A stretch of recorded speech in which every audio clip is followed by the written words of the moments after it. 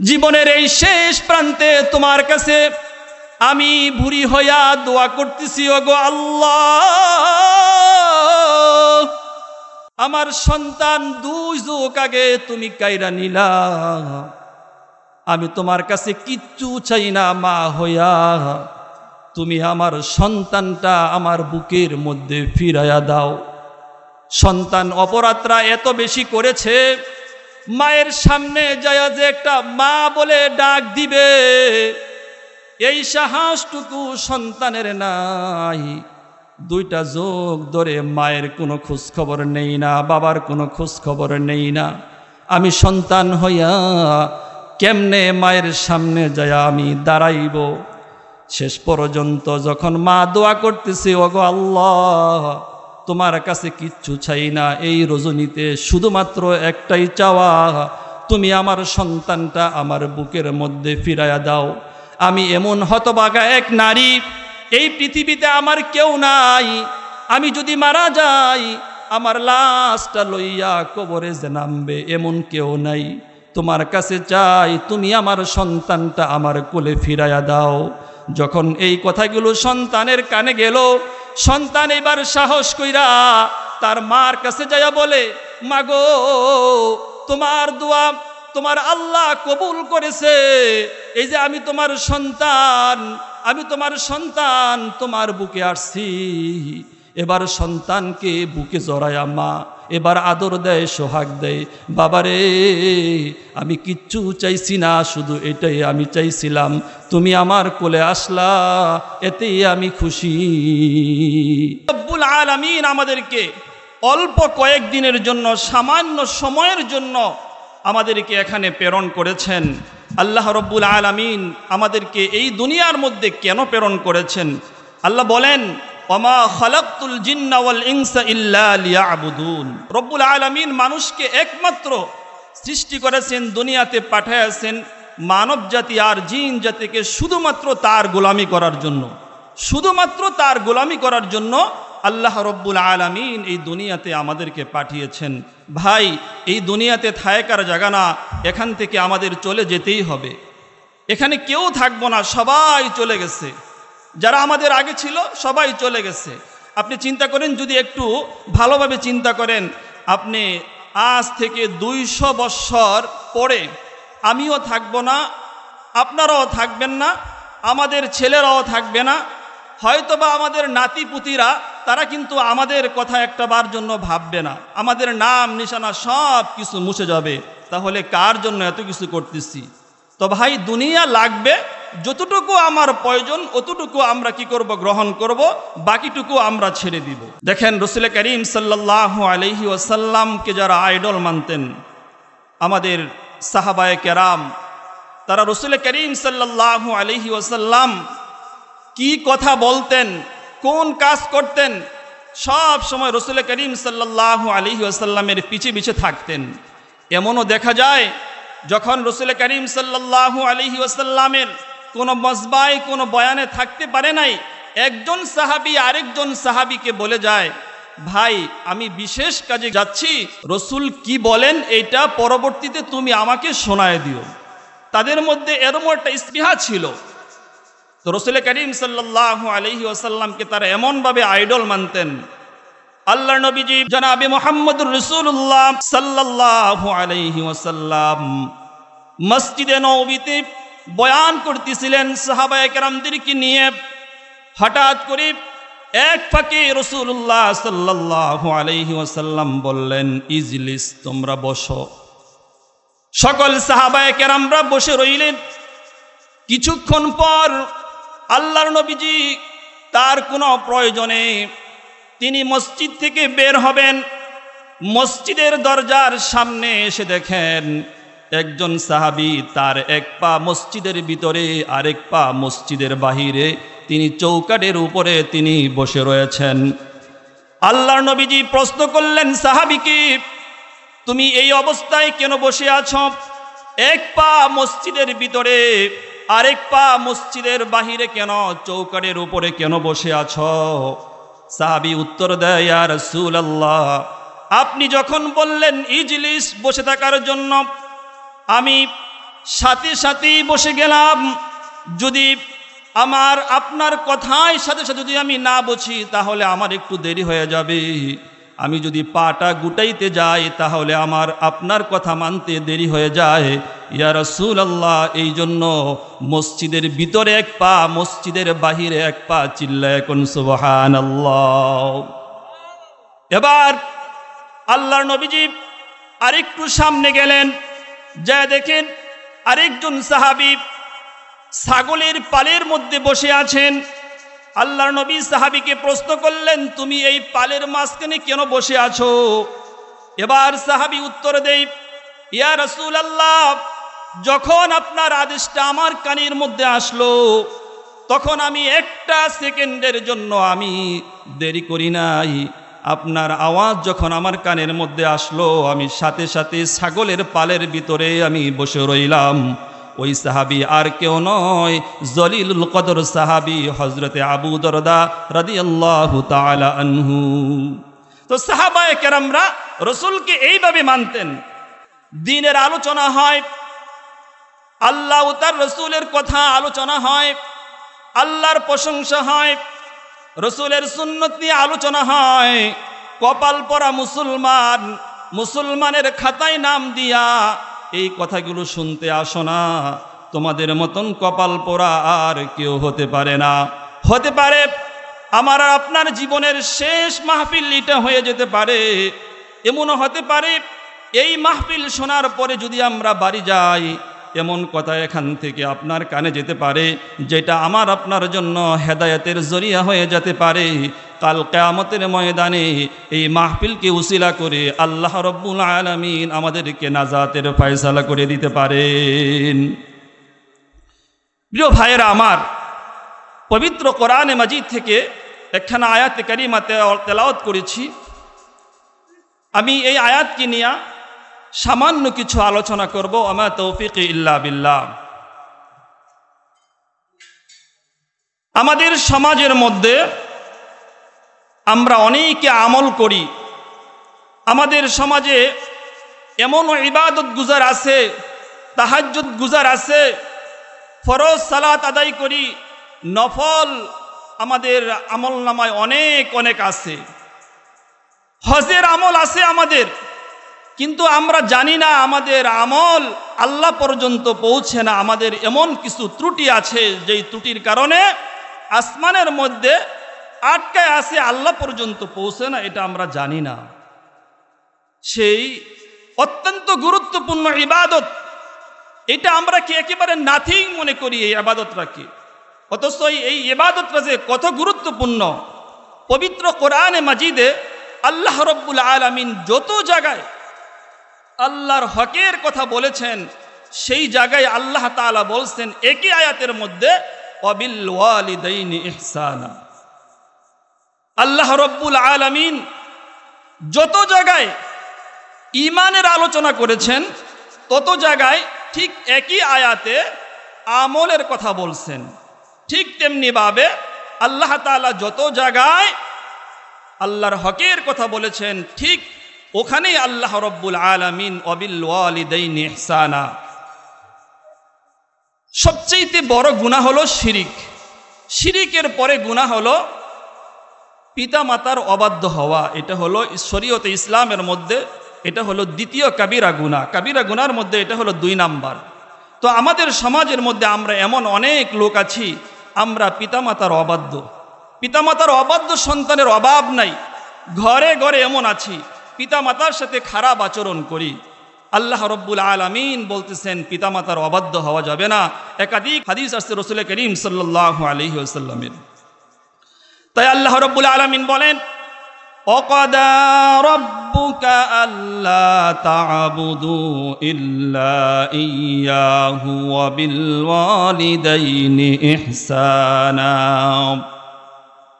আল্লাহ রব্বুল আলামিনের চূড়ান্ত ফয়সালা ইবাদত হবে শুধুমাত্র আল্লাহর, আর ইহসান হবে পিতামাতার। আল্লাহ রব্বুল আলামিনের চূড়ান্ত ফয়সালা ইবাদত হবে শুধুমাত্র আল্লাহর, আর ইহসান হবে আব্বা আম্মার সাথে সদয় আচরণ করো। আল্লাহ বলেন, ইম্মা ইয়াবলুগান্না ইনদাকাল কিবারা আহাদুহুমা আও কিলাহুমা ফালা তাকুল লাহুমা উফফিন ওয়ালা তানহারহুমা ওয়াকুল লাহুমা কওলান কারীমা। পিতামাতা উভয়জন কিংবা একজন যদি তোমাদের জীবিদ্দশায় বার্ধক্যে উপনীত হয়, তাহলে তোমরা তাদের সামনে উফ শব্দটা পর্যন্ত বলিও না। দমক তো হলো আরো পরের কথা, উফ শব্দটা পর্যন্ত আল্লাহ রব্বুল আলামিন নিষেধ করেছেন, তাদের সামনে বলা যাবে না। আর আল্লাহ রব্বুল আলামিন কেমন জানি উফ শব্দটা মনে হয় যে আমাদের বাঙালিদেরকে বোঝানোর জন্যই বলছেন। আমরা বাঙালিরা এমন, একটু এদিক সেদিক কোনো কিছু হইলে আমরা বলি উহ আহ, কিন্তু আল্লাহ রব্বুল আলামিন বুঝাইছেন উফ শব্দটা তোমার আব্বা আম্মার সামনে বলিও না। বিরক্ত হইয়া আমরা অনেক সময় আমাদের পিতা মাতার সামনে উহ আহ শব্দ আমরা বলি। পাশের গরিব বাবা এমন হয়তো বা কোনো কাজে জোরে জোরে কথা বলে, আর পাশের রুম থেকে আমরা বলি, এ বাবা চিল্লায়ও না, আহ ইহ এমন করো না, আস্তে কথা বলতে পারো না। কিন্তু আমার মাওলা বলছে না না, এইটাও বলা যাবে না। তোমার আব্বার সাথে দমক দিয়াও কথা বলা যাবে না, তাদের সাথে নরম নরম ভাষায় কথা বলো। নরম ভাষায় আল্লাহ রব্বুল আলামিন বলছেন কথা বলার জন্য। ও মুসলমান, একটু চিন্তা করে দেখো, যুবক ভাইয়েরার একটু চিন্তা করে দেখো, বাবা মার সাথে এমন কতই না খারাপ আচরণ করি। যদি এমন খারাপ আচরণ করে থাকি, তাহলে কিন্তু জান্নাত হারায়া ফালাইছি, জাহান্নামের দরজা খুইলা ফালাইছি। এজন্য আল্লাহ রসুল বলেন, ক্বালান নাবিয়্যু সাল্লাল্লাহু আলাইহি ওয়াসাল্লাম, রিদার রব্বি ফি রিদাল ওয়ালিদি ওয়া সাখাতুর রব্বি ফি সাখাতিল ওয়ালিদি। আল্লাহ রসুল বলেন, কোন সন্তানের উপর যদি তার পিতা মাতা যদি রাজি থাকে, খুশি থাকে, তাহলে আমার মাওলাও ওই সন্তানের উপর খুশি। আর যদি কোন সন্তানের উপরে তার আব্বা আম্মা কোনো কারণে নারাজ থাকে, তাহলে আমার আল্লাহ ওই সন্তানের উপর নারাজ। এখন আপনাদের কাছে প্রশ্ন করি, যদি আল্লাহ রব্বুল আলামিন কোন সন্তানের উপর, যদি কোনো ব্যক্তির উপরে, যদি আমার মাওলা ওই ব্যক্তির উপরে যদি নারাজ থাকে, তাহলে তার নামাজ, রোজা, হজ, যাকাত কোনো কিছু আল্লাহ পর্যন্ত পৌঁছবে কিনা বলেন? পৌঁছবে না। হাদিসের মধ্যে আসছে, জুরাইস নামক একজন আবেদ, অনেক বড় ইবাদত গুজার ছিল। সে দিনের বেলা রোজা রাখত, রাতের বেলা সেই ইবাদত বন্দিগি করত। পাহাড়ের ধারে একটা খানকা বানায়া, ইবাদত খানা বানায়া, ওখানে সে ইবাদত বন্দিগি করত। একদিন তার মা দরজার কাছে এসে ডাক দিয়া বলে, বাবা জুরাইস, আমি তোর মা আসছি, দরজাটা একটু খোল, দরজাটা একটু খোল। জুরাইস তখন ওই আবে, তখন সে নামাজ পড়তেছিল। যখন মা ডাক দিল, জুরাইস চিন্তা করল, মায়ের ডাকের সাড়া দিব নাকি আমি নামাজ পড়ব। জুরাইস বলে, সলাতি ওয়া উম্মি, সলাতি ওয়া উম্মি। মায়ের ডাকের সাড়া না দিয়া জুরাইস তখন নামাজ পড়তেছিল। দ্বিতীয় দিন আবার এসে মা ডাক দিল, বাবা জুরাইস, দরজাটা খোলা। জুরাইস তখনও নামাজ পড়তেছিল। জুরাইস চিন্তা করলো, মায়ের ডাকের সাড়া দিব না, নামাজ পড়ব। জুরাইস তখন নামাজ পড়তেছিল, মায়ের ডাকের সাড়া দেয় নাই। তৃতীয় আরেক দিন আসে, জুরাইসের মা আবার ডাক দিল, বাবা জুরাইস, বাপ দরজাটা খোল, দরজাটা খোল, দরজাটা খোল, আমি তোর মা আসছি। জুরাইস তখনও নামাজে দাঁড়ায় ছিল। সলাতি ওয়া উম্মি, সলাতি ওয়া উম্মি। ওগো আল্লাহ, আমি কি নামাজ পড়ব নাকি আমি মায়ের ডাকের সাড়া দিব? মায়ের ডাকের সাড়া না দিয়া সে নামাজ পড়তেছিল। জুরাইজের মা এবার রাগ করে রব্বুল আলামিনের দরবারে বদদুয়া করলো, ওগো আল্লাহ, সন্তানের কাছে 3 দিন আমি আইলাম, কিন্তু সন্তান আমার ডাকের সাড়া দেয় নাই। আমি সন্তানের জন্য বদদুয়া করতেছি, বেশ্যা নারীর মুখ না দেখায়া আমার সন্তানকে তুমি মরণ দিও না। জুরাইজের মার দোয়া আল্লাহ রাব্বুল আলামিন কবুল করে নিয়েছেন। ওই দিক দিয়া বনে ইসরাইলের এক বেশ্যা নারী এক রাখালের সাথে জিনা করার কারণে পেটে বাচ্চা আসছে, বাচ্চা প্রসব করেছে। এলাকার লোকজন বলা বলি শুরু করলো, কিরে তোর তো বিয়ে হয় নাই, বাচ্চা কিভাবে আসলো? এবার বেশ্যা মহিলাটা বলতেছে, অমুক জুরাইজ আমার সাথে অপকর্ম করছে, তারপরে আমার বাচ্চা হয়েছে। এবার এলাকার লোকেরা জুরাইজের খানকায় চলে গেল, জুরাইজকে ডাক দিল। জুরাইজ তখনও নামাজ পড়তেছিল, জুরাইজের খানকাটা ভেঙে দিল। এবার জুরাইজের গায়ে পর্যন্ত হাত তুলল। জুরাইজ বলে, কি হয়েছে, আমার অপরাধটা কি? তখন বলতেছি, তুমি জানো না, তোমাকে তো ভালো মানুষ মনে করতাম, এই বাচ্চাটা কার? কয় আমি তো জানি না। কয় বাচ্চা তুমি পয়দা করো নাই।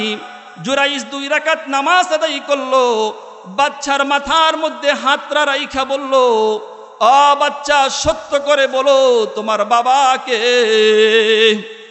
এবার ওই ছোট্ট বাচ্চার জবান দিয়া আল্লাহ তাআলা তার জবানটা খুলে দিছে, আর বলতেছে, আমার বাপ হলো অমুক রাখাল, অমুক রাখাল হলো আমার বাপ, তার সাথে আমার মা এই কাজটা করছে।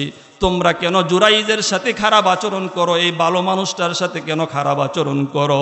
আমি আপনাদেরকে এইটাই বুঝাইতে চাইতেছি, মা যখন বাবা যখন কোনো দোয়া করে সেটা আল্লাহ পর্যন্ত পৌঁছে যায়।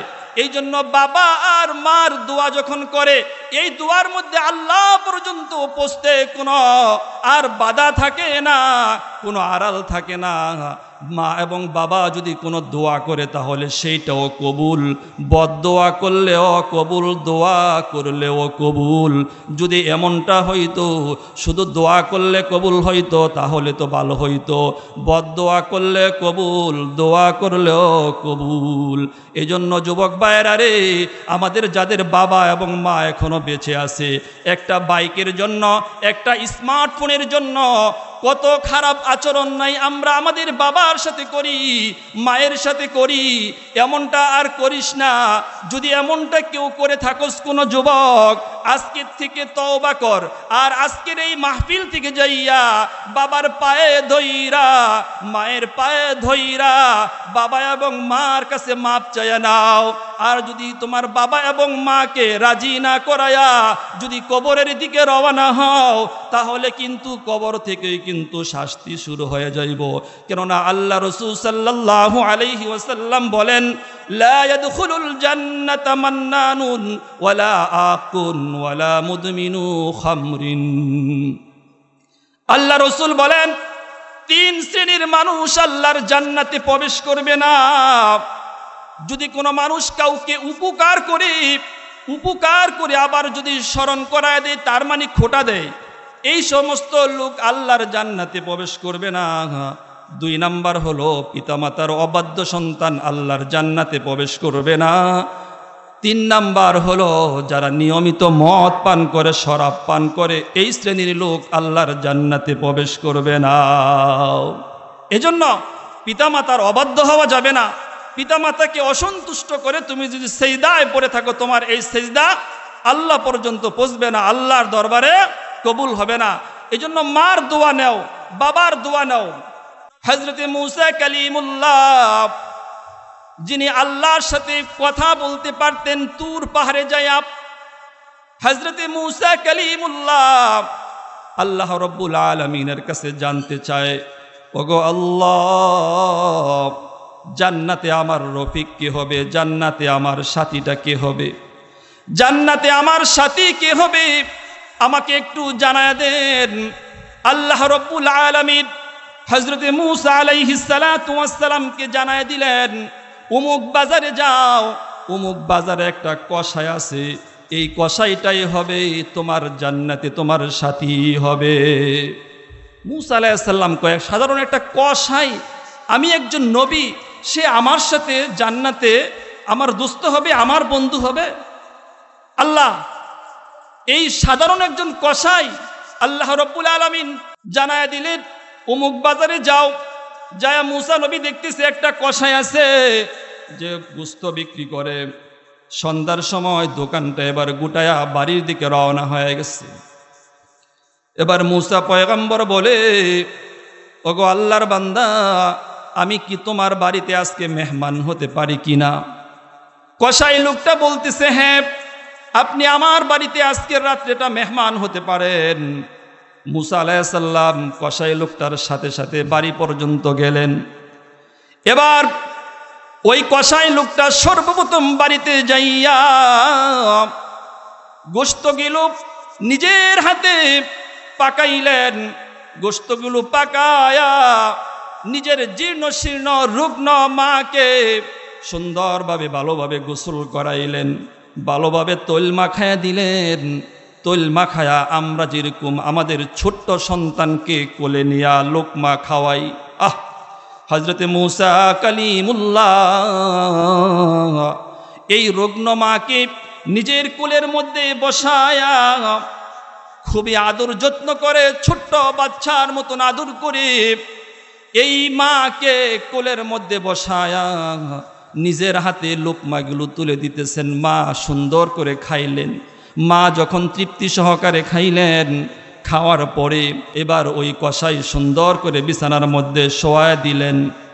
দুটা হাত তুলে বুড়ি মা কি যেন বিড়বিড় করে দোয়া করলো।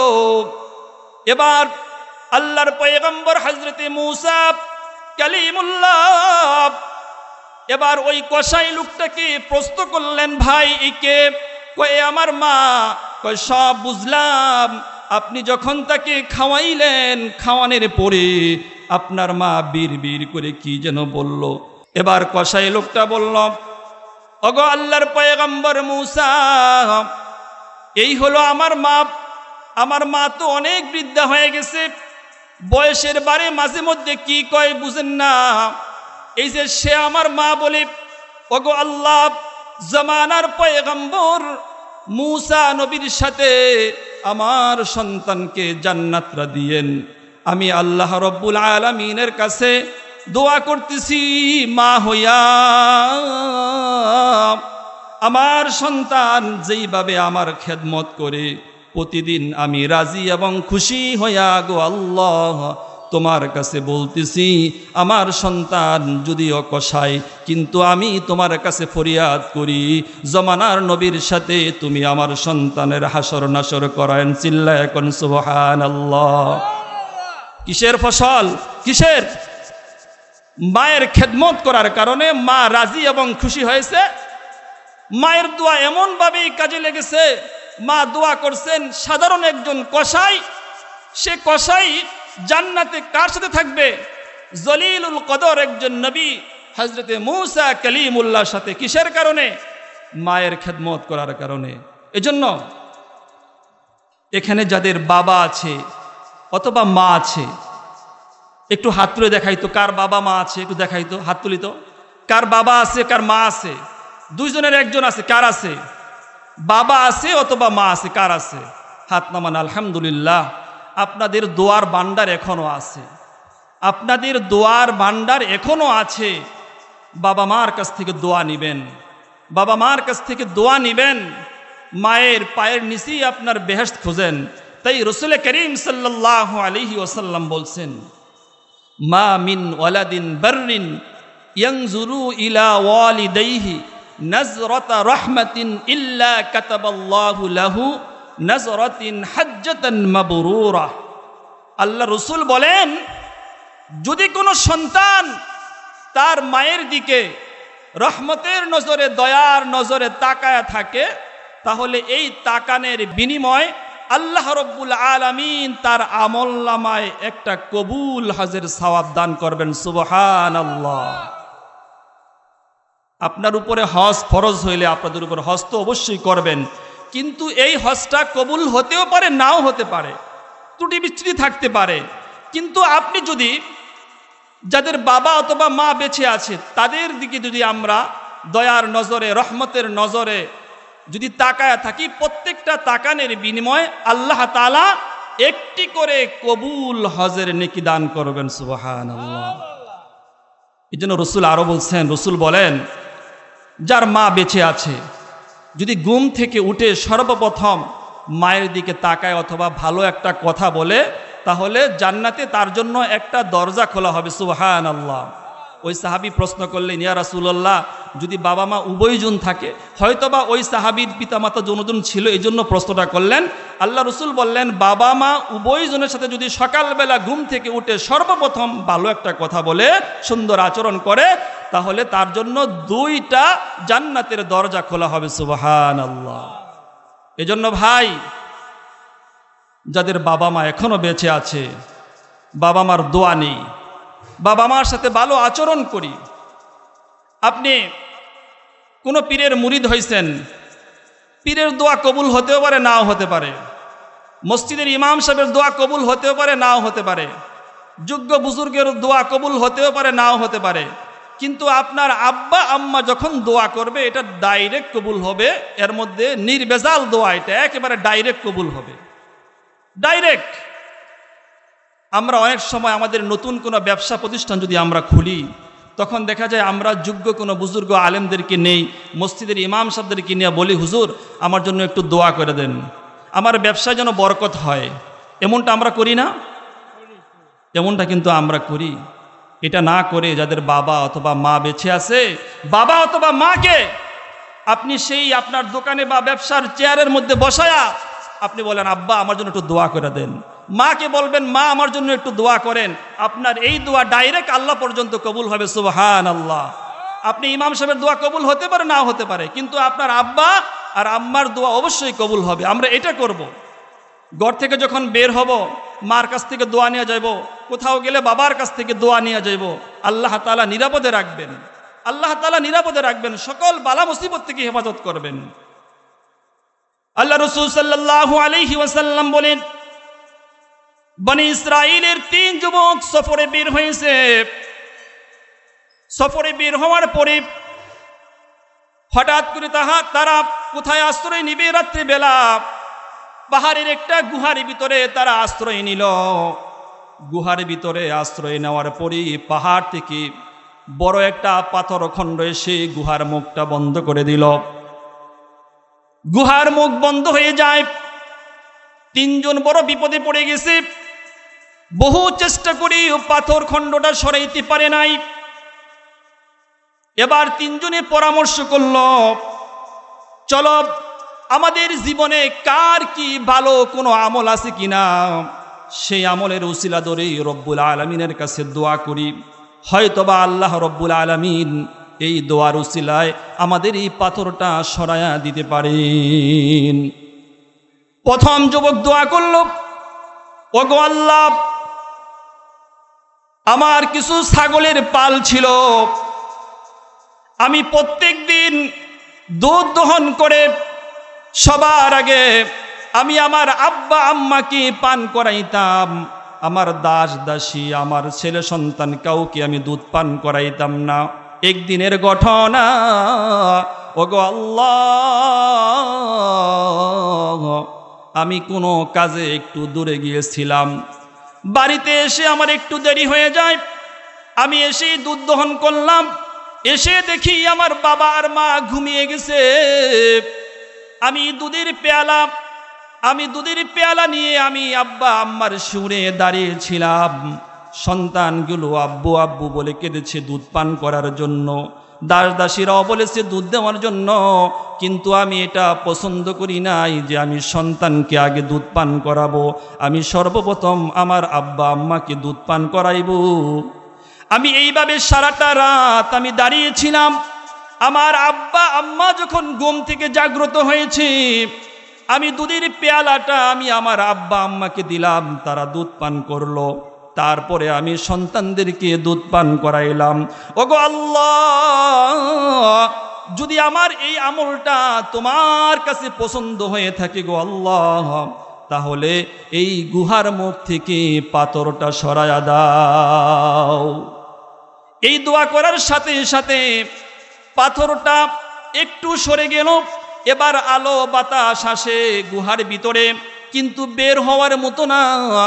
তৃতীয় যুবক দোয়া করে, ওগো আল্লাহ, আমার একটা চাচাতো বোন ছিল, চাচাতো বোনটা অনেক সুন্দরী ছিল, আমি তাকে অনেক পছন্দ করতাম, তাকে আমি মাঝে মধ্যে কাছে পাওয়ার জন্য ডাকতাম, কিন্তু সে আমার ডাকের সাড়া দেয় নাই।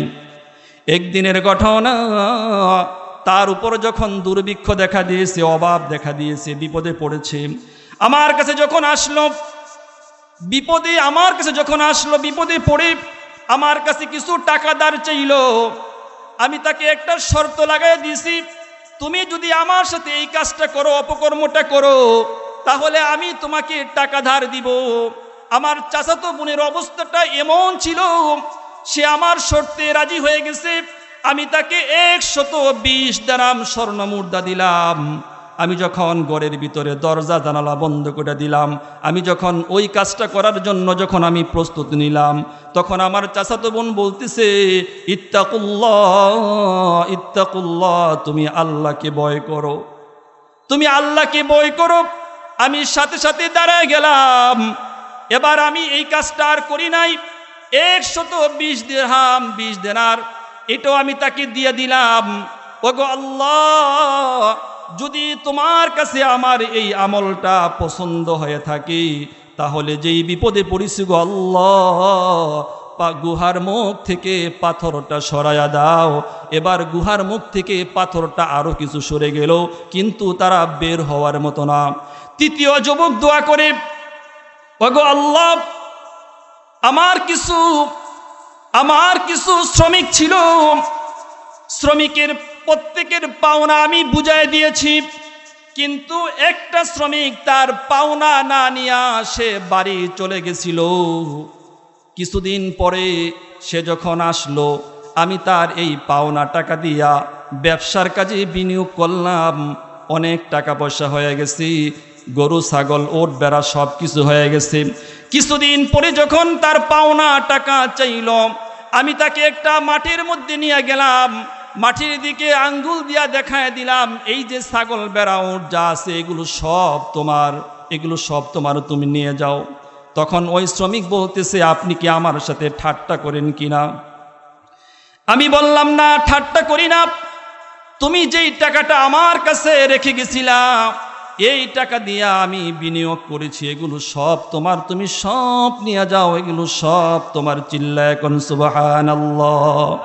আমি আপনাদেরকে বুঝাইতে চাচ্ছি, যখন কোনো বিপদে পড়ে যায়, যদি বাবা মার দোয়া থাকে, তাহলে ওই বিপদ থেকে উদ্ধার করবেন কে?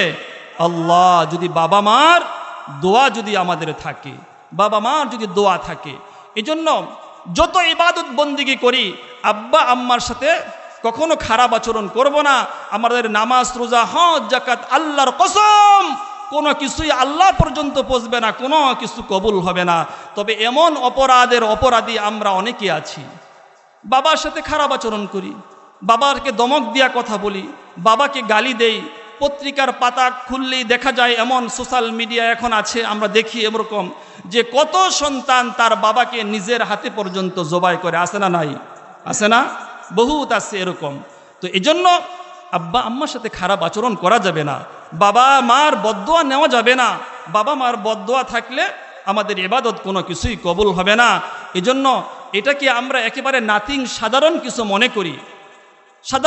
মনে করি, এটা করা কখনো যাবে না।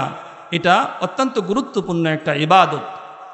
মার সাথে, যার মা নাই সে বুঝে মা কি জিনিস। একটা অক্ষর মা, মনে হয় তাম পৃথিবীর মধু মনে হয় এই মা অক্ষরটার মধ্যে আল্লাহ তাআলা দিয়ে দিচ্ছেন। মনে হয় তাম পৃথিবীর মধু এই মা অক্ষরে আল্লাহ দিয়ে দিচ্ছেন। তাই রসুলের কাছে এক সাহাবী এসে প্রশ্ন করলেন, মান আহাক্কু বিহুসনি সাহাবাতি, ইয়া রাসূলুল্লাহ, আমার কাছে উত্তম ব্যবহার পাওয়ার হকদার বেশি কে, বাবা না মা? রসুল বললেন, উম্মুকা, তোমার মা। যুবক বলেন, ক্বালা সুম্মা মান, তারপরে কে? রসুল বললেন, ক্বালা উম্মুকা, তোমার মা। যুবক আবার বলেন, ক্বালা সুম্মা মান, তারপরে কে? তৃতীয়বার রসুল বলেন ক্বালা উম্মুকা, তোমার মা। যুবক আবার বলেন ক্বালা সুম্মা মান, রসুল বললেন ক্বালা আবুকা। চতুর্থবারের মধ্যে আল্লাহ রসুল বললেন তোমার মা, তোমার বাবা। তাহলে মার কথা কয়বার বলছেন? 3 বার আল্লাহ রসুল বলছেন। কেন বলছেন? আল্লাহ বলেন وَوَصَّيْنَا الْإِنسَانَ بِوَالِدَيْهِ حَمَلَتْهُ أُمُّهُ كُرْحًا وَوَضَعَتْهُ كُرْحًا وَحَمْلُهُ وَفِصَالُهُ 30 شهرا। আল্লাহ রাব্বুল আলামিন এখানেও বলেছেন খেদমত করবা তোমার পিতামাতার সাথে সুন্দর আচরণ করবা। তোমার মা এই যে কষ্টের পর কষ্ট করে তোমাকে গর্ভে ধারণ করেছে, এটা কিন্তু কোনো বাবা করে নাই। মা কত কষ্ট করে নিজের সন্তানকে গর্ভে ধারণ করে, প্রসব করার সময় কত কষ্ট হয়, গর্ভে ধারণ আর দুধ পান করাইতে সময় লাগে 30টা মাস। আপনারাই বলেন বাবা এই 3টা কষ্ট কখনো করে নাই। মা 3টা যেই কষ্টটা করে, 3টা কষ্ট গর্ভে ধারণ, প্রসবের বেদনা, দুধ পান করানো, এই 3টা কষ্ট কোনো বাবা করে নাই। এই 3টা কষ্ট করে মা। এই জন্য আল্লাহর রসুল স্পেশালভাবে মায়ের কথা 3 বার বলেছেন। কন্যা সুবহানাল্লাহ। মা কত কষ্ট যে করে মায়েরাই জানে। তাই বিদায় আবার বাবার সাথে খারাপ আচরণ করা যাবে না। বাবাও কিন্তু অনেক কষ্ট করে। আপনারা দেখবেন প্রচণ্ড গরমের সময় কোনো গাছের নিচে যদি আপনার ছায়াও না পান, কিন্তু বট গাছের নিচে যায় দেখেন কি পরিমাণ ঠান্ডা লাগে।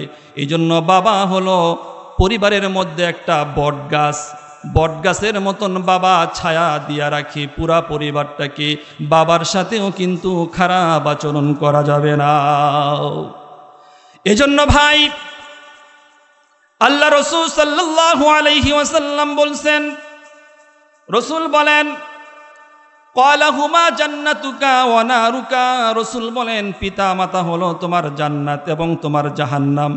ইচ্ছা করলে তোমরা পিতামাতার মাধ্যমে জান্নাত অর্জন করতে পারো, ইচ্ছা করলে পিতামাতার মাধ্যমে তোমরা জাহান্নাম অর্জন করতে পারো। পিতামাতার সাথে যদি ভালো আচরণ করো তাহলে যাইবা জান্নাতে, আর খারাপ আচরণ করলে যাইবা জাহান্নামে। আল্লাহ রাব্বুল আলামিন ইম্মা ইয়াবলুগান্না ইনদাকাল কিবারা আহাদুহুমা আও কিলাহুমা, তোমাদের জীবিত দশায় যদি তোমাদের পিতা অথবা মাতা একজন কিংবা উভয়জন যদি বৃদ্ধা অবস্থা যদি উপনীত হয়, তাহলে তাদের সামনে উফ শব্দটা পর্যন্ত আল্লাহ নিষেধ করেছেন। বৃদ্ধ এবং বৃদ্ধা অবস্থায় কেন বলছেন? এটারও একটা কারণ আছে।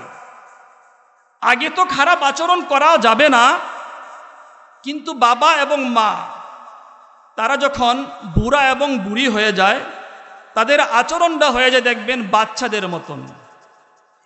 এমন কিছু চায় তারা, আবদার করে এমন কিছু চায়। সন্তানের জন্য দেখবেন অনেক সময় চিপস আপনি ঘরে আনবেন, চকলেট আনবেন, তখন কারাকারি করে, নাতির সাথে কারাকারি করে আমাকে একটা দাও। চিপস খেতে তারা চায়, চকলেট খাইতে চায়। বাচ্চা সুলভ আচরণ তারা করে। মানুষ যখন বৃদ্ধা হয়ে যায়, বুড়া বুড়ি যখন হয়ে যায়, তখন সন্তানের তাদের একটা বাচ্চা সুলভ আচরণ তাদের মধ্যে চলে আসে। এই জন্য বিশেষভাবে আল্লাহ তাআলা এই কথাটা বলছেন, যখন বাবা মা বৃদ্ধ এবং বৃদ্ধা হয়ে যায় বিশেষভাবে কিন্তু তাদের প্রতি কি করতে হবে? খেয়াল করতে হবে। জাস্টিস তাকি উসমানী দামাত বারাকাতুহুমুল আলিয়া ইসলাহে খুতুবাতের মধ্যে তিনি লেখেন যে এক সন্তান আর এক বাবা বাড়ির পাশেই বসা ছিল। বাড়ির আঙ্গিনায় যখন বসা ছিল, গাছের ডালের মধ্যে হঠাৎ করে একটা কাক এসে বসলো। কাক চিনেন তো আপনারা? কাক। তো বাবা সন্তানকে প্রশ্ন করে, গাছের ডালের মধ্যে এটা কি দেখা যায় বাবা?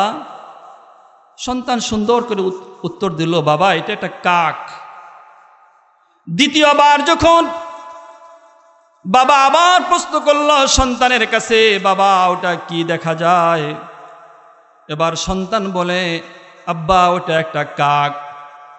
কিছুক্ষণ পরে আবার যখন প্রশ্ন করল, বাবা এটা কি দেখা যায়?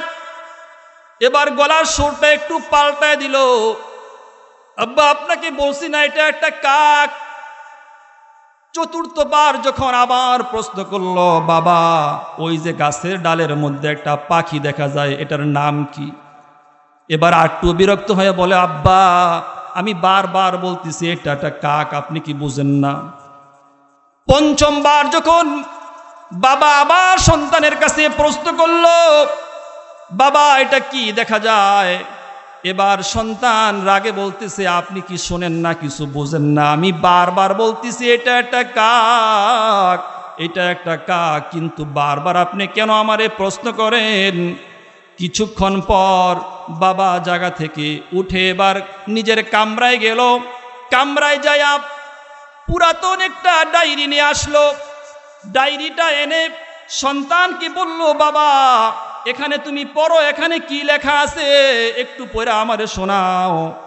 এবার ওটার মধ্যে সন্তান পড়ে, আব্বা এখানে লেখা আছে অমুক তারিখ, অমুক সাল, অমুক মাস, অমুক দিন আমি আর আপনি বসা ছিলাম। ঠিক এই মুহূর্তেই একটা কাক গাছের ডালের মধ্যে এসে বসছিল। আমি আপনাকে প্রশ্ন করলাম, আব্বা এটা কি দেখা যায়? আপনি জবাব দিছেন এটা একটা কাক। এইভাবে একবার আর দুইবার নয়, সন্তান ছোট্ট বাচ্চা 25টা বার বাবার কাছে প্রশ্ন করেছে, বাবা ওই যে গাছের ডালের মধ্যে এটা কি দেখা যায়? তখন আমি 25টা বার সন্তান রে তোর জবাবটা দিয়েছি। জবাবটা দিতে যাইয়া আমি বাবা হইয়া কি যে আনন্দ পাইছি, সেই আনন্দটাই আমি ডায়েরির মাধ্যমে প্রকাশ করেছি। আজকে আমি 5টা বার তোকে প্রশ্ন করলাম এটা কি দেখা যায়, তুই বিরক্ত হয়ে গেছ। এটা হলো বাবা আর সন্তানের সম্পর্ক। এটাই হলো বাবা আর সন্তানের সম্পর্ক। এজন্য যাদের বাবা আর মা দুনিয়ার থেকে বিদায় হয়ে গেছে, যাদের বাবা আর মা দুনিয়ার থেকে বিদায় হয়ে গেছে, আমরা মনে করি যে আব্বা আম্মা দুনিয়ার থেকে চলে গেছে, ঝামেলা মিটাই গেছে, হারছি। রুগ্ন ছিল ঘরের মধ্যে, খুব ঝামেলার মধ্যে ছিলাম। কিন্তু বাবা মা থাকলেই যে আপনার খেদমত করতে হবে, কিন্তু বাবা মা দুনিয়ার থেকে বিদায় হয়ে গেলে যে আপনার উপরে হক রয়ে গেছে, সেটা কিন্তু আল্লাহ তাআলা কোরআনে বলছেন। আল্লাহ বলেন, أخفض لهما جناح الذل من الرحمة وقل رب ارحمهما كما ربياني صغيرا। যাদের বাবা মা দুনিয়ার থেকে চলে গেছে, আল্লাহ দোয়া শিখাই দিয়েছেন, তোমার রহমত নমনীয়তার বাজু তুমি বিছায় দাও, আর তুমি তোমার আব্বা আম্মার জন্য দোয়া করো। ও আল্লাহ, ও আমার রব, যেইভাবে শৈশবকালে ছোট্টবেলায় আমার আব্বা আম্মা আমাকে যেইভাবে লালন পালন করছে, তুমি কবর দেশো আমার আব্বা আম্মার প্রতি ওইভাবেই রহম করো। আল্লাহ শিখাই দিছে। হক শেষ না, মৃত্যুর পরও কি আছে? হক আছে। এজন্য কোনো সন্তান যদি বাবা মা চলে যাওয়ার পরে যদি গুনাহ করে, এই গুনার একটা অংশ কিন্তু আব্বা আম্মার কবরে পৌঁছছে। এই গুনার একটা অংশ আব্বা আম্মার কবরে পৌঁছছে। এই জন্য প্রত্যেক নামাজের পরে ভাইয়েরা আমার, আমরা প্রত্যেক ফরজের নামাজের পরে আমরা আব্বা আম্মা থাকুক আর নাও থাকুক, আমরা দোয়া করব, রব্বির হামহুমা কামা রব্বায়ানি সগীরা, রব্বির হামহুমা কামা রব্বায়ানি সগীরা। এই জন্য আব্বা আম্মাকে সম্মান করবেন। রাসূল করিম সাল্লাল্লাহু আলাইহি ওয়াসাল্লাম সাহাবায়ে কেরামদেরকে নিয়ে বসে আছেন। হঠাৎ করে লাঠি বরদিয়া দিয়া একজন মহিলা আসলো, বুড়া মহিলা আসলো। আল্লাহর নবীজি ওই মহিলাকে দেখে তিনি দাঁড়িয়ে গেলেন, নিজের গায়ের চাদরটা মহিলার জন্য বিছায়া দিলেন। মহিলা যখন রসুলের সাথে কিছু কথা বললেন, যাওয়ার সময় আল্লাহর নবীজি কিছুটা পথ আগায় দিলেন। সাহাবায়ে কেরামরা প্রশ্ন করলেন, কৌতূহল জাগলো, ইয়া রাসূলুল্লাহ, সাধারণ একজন বুড়া মহিলা আপনার কাছে আসার পরে আপনার নিজের চাদর মুবারকটা জমিনের মধ্যে বিছায়া দিলেন, কে গো আল্লাহর নবী? এই মহিলাকে। আল্লাহর নবী চোখের পানি ছেড়ে দিয়া বলে, ওরে ওমর, শোনব, জন্মের আগেই আমার বাবা দুনিয়ার থেকে বিদায় হয়ে গেছে।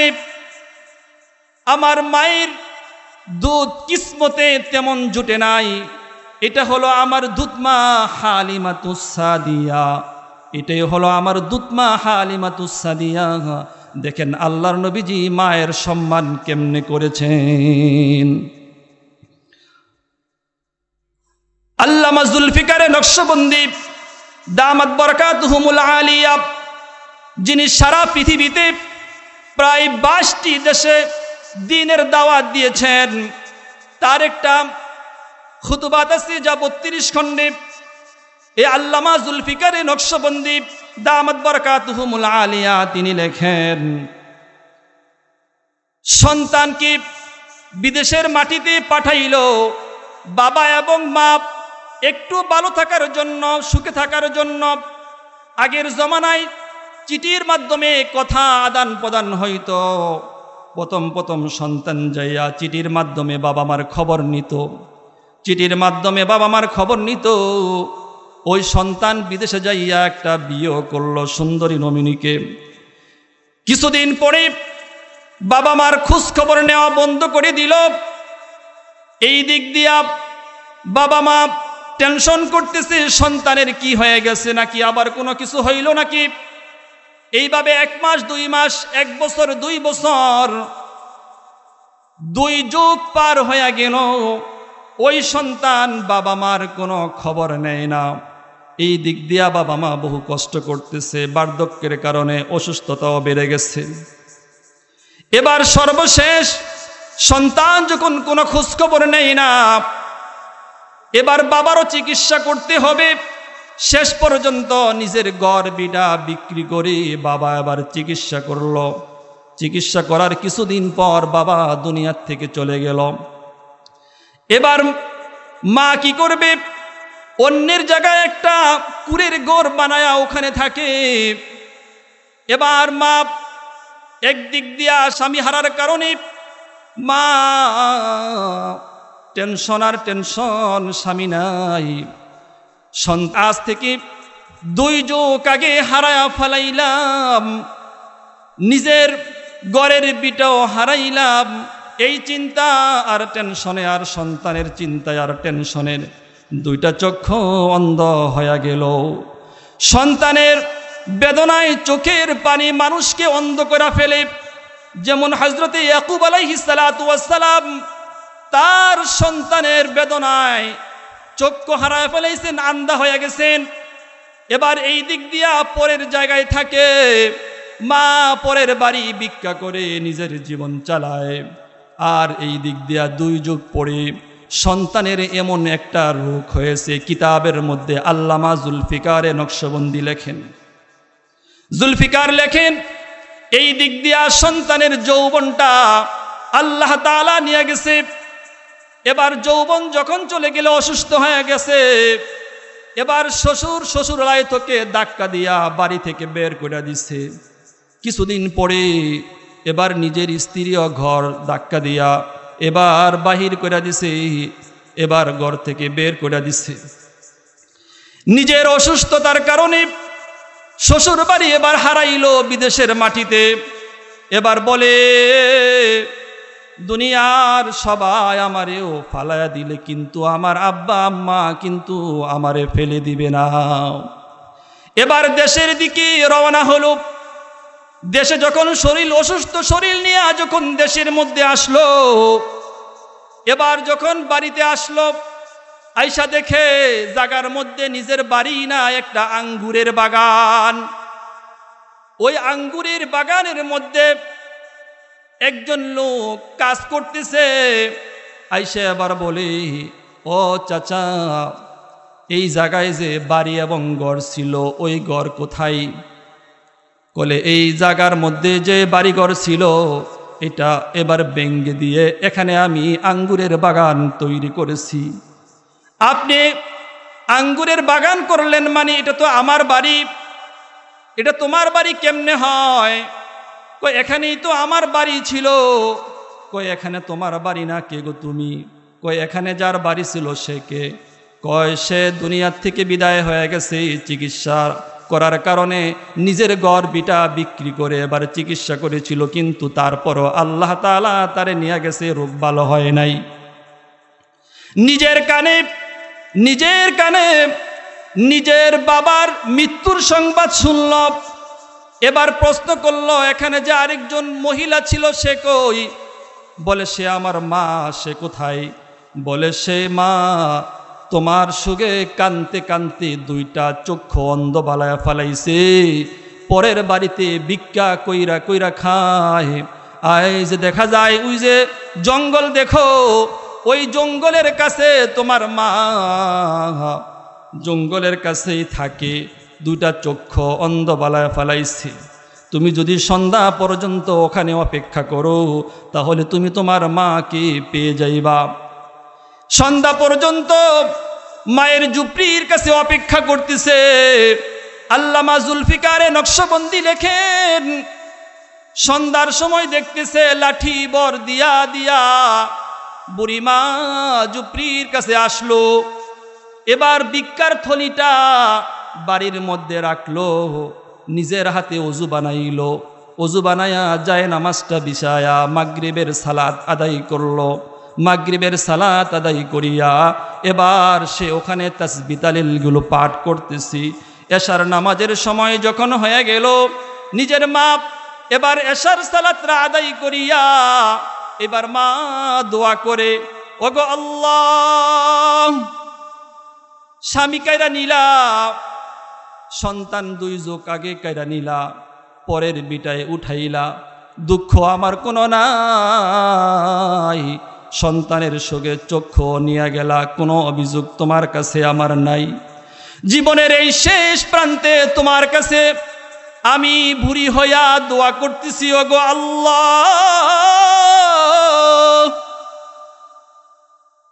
আমার সন্তান দুই যুগ আগে তুমি কাইরা নিলা, আমি তোমার কাছে কিচ্ছু চাই না মা হইয়া, তুমি আমার সন্তানটা আমার বুকের মধ্যে ফিরাইয়া দাও। সন্তান অপরাধরা এত বেশি করেছে, মায়ের সামনে যায় যে একটা মা বলে ডাক দিবে এই সাহসটুকু সন্তানের নাই। দুইটা যুগ ধরে মায়ের কোনো খোঁজ খবর নেই না, বাবার কোনো খোঁজ খবর নেই না। আমি সন্তান হইয়া কেমনে মায়ের সামনে যায় আমি দাঁড়াইব? শেষ পর্যন্ত যখন মা দোয়া করতেছে, ওগো আল্লাহ, তোমার কাছে কিচ্ছু চাই না, এই রজনীতে শুধুমাত্র একটাই চাওয়া, তুমি আমার সন্তানটা আমার বুকের মধ্যে ফিরাইয়া দাও। আমি এমন হতভাগা এক নারী, এই পৃথিবীতে আমার কেউ নাই, আমি যদি মারা যাই আমার লাশটা লইয়া কবরে যে নামবে এমন কেউ নাই। তোমার কাছে চাই তুমি আমার সন্তানটা আমার কোলে ফিরাইয়া দাও। যখন এই কথাগুলো সন্তানের কানে গেল, সন্তান এবার সাহস কইরা তার মার কাছে যাইয়া বলে, মাগো, তোমার দোয়া তোমার আল্লাহ কবুল করেছে, এই যে আমি তোমার সন্তান তোমার বুকে আসছি। এবার সন্তানকে বুকে জড়ায়া মা এবার আদর দেয়, সোহাগ দেয়। বাবারে, আমি কিচ্ছু চাইছি না, শুধু এটাই আমি চাইছিলাম, তুমি আমার কোলে আসলা, এতেই আমি খুশি। এটাই কে বলে বাবা আর মা, এটা হলে বাবা আর মার ভালোবাসা। শত কষ্ট বাবা মা দিল, তারপরেও কি করে সন্তানের জন্য বাবা মা দোয়া করে। আমার এক উস্তাদ আপনার বৃদ্ধাশ্রমে গিয়েছিল, ভিজিট করার জন্য। যা বিভিন্ন বাবা মার সাথে কথা বলছে, কথা বলার এক পর্যায়ে এক মাকে বলে, আপনার সন্তান এত বড় লোক আপনাকে বৃদ্ধাশ্রমে রেখে গেছে, আপনি আপনার ওই সন্তানের জন্য একটু বদদোয়া করতে পারেন না? বদদোয়া করেন। কই যে না, আমি আমার সন্তানের জন্য বদদোয়া করি না, আমাকে বৃদ্ধাশ্রমে রেখে গেছে, তাতে আমার কোনো দুঃখ আর কষ্ট নাই, কিন্তু আমার সন্তানটা সুখে থাকুক, আমার সন্তানটা একটু সুখে থাকুক। এজন্য ভাই, সকলের পায়ে হাত রেখে বলি, যাদের বাবা মা দুনিয়ার থেকে চলে গেছে এবং যাদের বাবা মা দুনিয়াতে আছে, আমরা সেই বাবা মার খেদমত করব। দুনিয়ার থেকে চলে গেছে হুজুর, এই আব্বা আম্মার খেদমত কেমনে করব? বনি সালিমা গোত্রের এক ব্যক্তি রাসূল করিম সাল্লাল্লাহু আলাইহি ওয়াসাল্লামের কাছে এসে বলল, ইয়া রাসূলুল্লাহ, আমার আব্বা আম্মা দুনিয়ার থেকে বিদায় হয়ে গেছে, আমি কি তাদের কোনো খেদমত করতে পারি? রসুল বললেন, হ্যাঁ। কেমনে? যে তোমার আব্বা আম্মা দুনিয়ার থেকে চলে গেছে, তাদের জন্য তুমি দোয়া করবা। 2 নম্বরে তাদের পক্ষ থেকে তুমি ইস্তেগফার করবা, তাদের পক্ষ থেকে তুমি আল্লাহ তাআলার কাছে ক্ষমা চাইবা। 3 নাম্বার হলো, তোমার আব্বা আম্মা যদি শরীয়ত সম্মত যে কোনো প্রতিশ্রুতি ওসিয়ত করে থাকে, এগুলো তুমি পূরণ করবা। আর 4 নাম্বার হলো, তোমার আব্বা আম্মার বন্ধু বান্ধবীর সাথে ভালো আচরণ করবা। যদি এটা করো, তাহলে এটাই তোমার আব্বা আম্মার সাথে ভালো সদয় আচরণ করার মধ্যে গণ্য হবে। চিল্লায় কোন সুবহানাল্লাহ। তাই রসুল বললেন, ক্বালান নবিয়্যু সাল্লাল্লাহু আলাইহি ওয়াসাল্লাম, ক্বালান নবিয়্যু সাল্লাল্লাহু আলাইহি ওয়াসাল্লাম, মান যারা কবরা আবাওয়াইহি আও আহাদিহিমা ফি কুল্লি জুমআতিন গুফিরা লাহু ওয়া কুতিবা বাররান। আল্লাহর নবীজি বলেন, কোন সন্তান যদি তার আব্বা আম্মা উভয়জন কিংবা একজন যদি দুনিয়ার থেকে বিদায় হয়ে যায়, ফি কুল্লি জুমআতিন গুফিরা লাহু ওয়া কুতিবা বাররান, প্রতি জুমার দিন যদি কবর জিয়ারত করে, তাহলে আল্লাহ রাব্বুল আলামিন ওই সন্তানকে সদাচরণ করার মধ্যে গণ্য করা হবে এবং তার জিন্দেগীর সব গুনাহ খাতাগুলো আল্লাহ মাফ করে দিবেন। চিল্লায় কোন সুবহানাল্লাহ। এজন্য করব তো আমরা এই আমলটা, ইনশাআল্লাহ করব তো আমরা এই আমলটা, আমরা অবশ্যই করব। তাই আল্লাহ তাআলা যে আল্লাহর হকের সাথে সাথে আব্বা আম্মার প্রতি ইহসান করার কথাটা বলছেন, আলাদা কোনো আয়াতে নয়, একই আয়াতে যে আল্লাহ তাআলা বলছেন, বোঝা গেল এই ইবাদতটা অত্যন্ত গুরুত্বপূর্ণ একটা ইবাদত, খুবই গুরুত্বপূর্ণ একটা ইবাদত। আপনারা চিন্তা করেন যে আমরা আব্বা আম্মার সাথে এমন কত খারাপ আচরণ করি দৈনন্দিন। আমরা একটু উচ্চ আওয়াজে কথা বলি, এটা বলাও নিষেধ, এটা বলাও নিষেধ।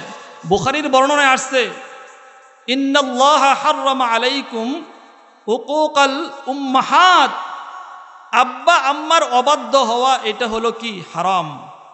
এটা হারাম, এটা করা যাবে না। এজন্য যত নামাজ রোজা যাই করি, খারাপ আচরণ করব, ওটা আল্লাহ পর্যন্ত এটা পৌঁছবে না, আল্লাহ পর্যন্ত এটা পৌঁছবে না। তো সম্মানিত হাজিরানে মজলিস, আল্লাহ রব্বুল আলামিন আমাদের সবাইকে আব্বা আম্মার প্রতি সুন্দর আচরণ করার তৌফিক দান করুন। যাদের আব্বা আম্মা বেঁচে আছে, আল্লাহ রব্বুল আলামিন হায়াতের মধ্যে বরকত দান করুন। যাদের আব্বা আম্মা দুনিয়ার থেকে বিদায় হয়ে গেছে, আল্লাহ রব্বুল আলামিন তাদেরকে মাফ করে দেন। আমরা সকলে বলি আমিন। ওয়া আখিরু দাওয়ানা আনিল হামদুলিল্লাহি রাব্বিল আলামিন। আসসালামু আলাইকুম ওয়া রাহমাতুল্লাহি ওয়া বারাকাতুহু।